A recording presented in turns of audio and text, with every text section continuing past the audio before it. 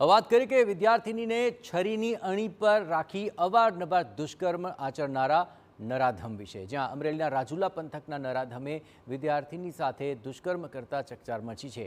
આરોપી Rakesh કાતરિયાએ વિદ્યાર્થિનીનો social media પર સંપર્ક સાધ્યો હતો અને તેની તમામ માહિતી મેળવી લીધી હતી, જે બાદ આરોપી રાજકોટમાં અભ્યાસ કરતી વિદ્યાર્થિનીને ઘરે લઈ જઈને છરી બતાવીને દુષ્કર્મ આચર્યું હતું।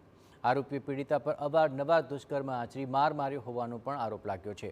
સાથે જ આરોપીએ વિદ્યાર્થિનીના બીભત્સ ફોટો અને વિડીયો બનાવ્યા અને 20 લાખની ખંડણી પણ માંગી હોવાનો આરોપ છે।